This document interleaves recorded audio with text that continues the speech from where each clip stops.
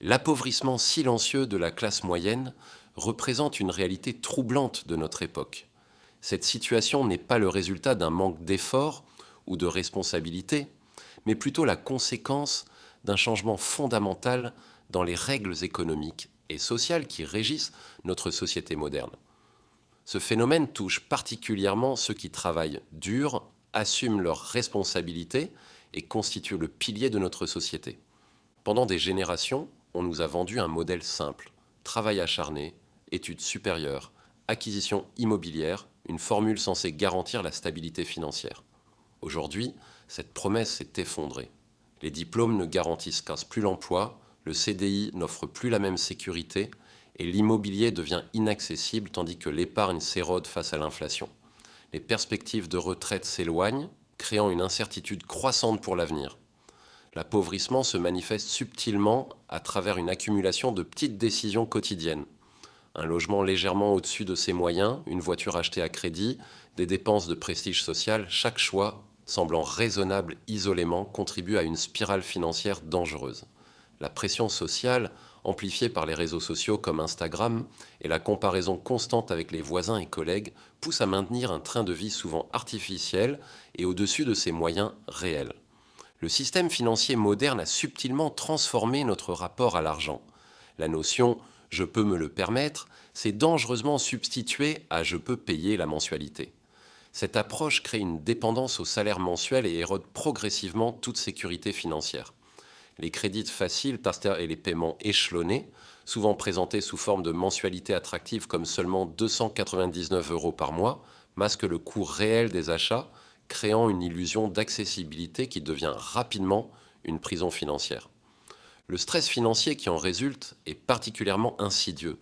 Il se manifeste par des nuits d'insomnie, une aversion au risque paralysante et le maintien dans des emplois toxiques par peur du changement.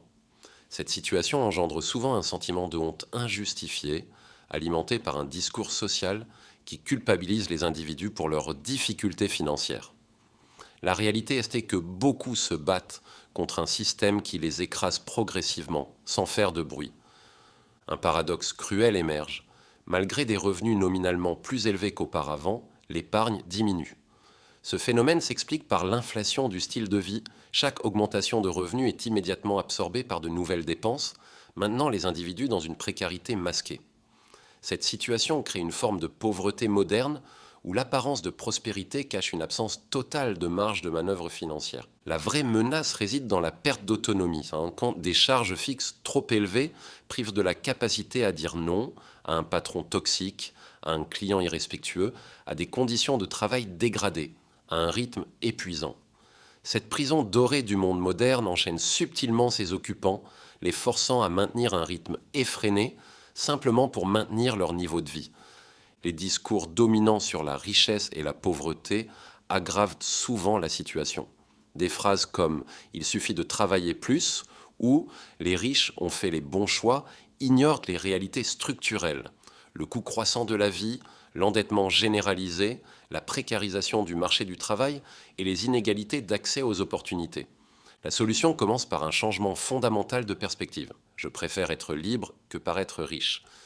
Cette décision philosophique ouvre la voie à 3 actions cruciales qui peuvent transformer une situation financière. 1. Réduire son train de vie avant de chercher à augmenter ses revenus. Une approche peu glamour mais stratégiquement efficace, car la vraie richesse se construit en gardant plus, pas nécessairement en gagnant plus. 2. Constituer une trésorerie solide comme base de sécurité, cette réserve financière représente bien plus qu'une simple épargne, c'est un outil de dignité et d'autonomie qui redonne le pouvoir de faire des choix. Troisième, se concentrer sur la création de valeur plutôt que la simple recherche de revenus, développer des compétences rares, créer une utilité réelle et générer un impact concret. Une approche qui demande du temps mais construit une base solide pour l'avenir. La discipline, plus que la motivation, devient la clé du changement. La classe moyenne n'a pas besoin de slogans motivants, mais de méthodes concrètes. Clarté dans les objectifs, ordre dans les priorités, rigueur dans l'exécution. Cette approche méthodique permet de sortir progressivement des pièges de l'appauvrissement silencieux. La transformation nécessite un engagement quotidien et une vision claire de ses priorités. La lucidité face à sa situation, combinée à une discipline constante, permet de reprendre le contrôle de sa vie financière. Il ne s'agit pas de culpabiliser, mais de s'émanciper d'un système qui pousse à la dépendance financière. La liberté financière n'est pas un luxe réservé à une élite, mais un objectif atteignable à travers des choix conscients et une gestion rigoureuse de ses ressources. Cette liberté se construit pas à travers des décisions quotidiennes qui privilégient l'autonomie financière plutôt que l'apparence de richesse. Car au final, la classe moyenne ne mérite pas simplement de survivre, elle mérite de prospérer et de retrouver sa liberté.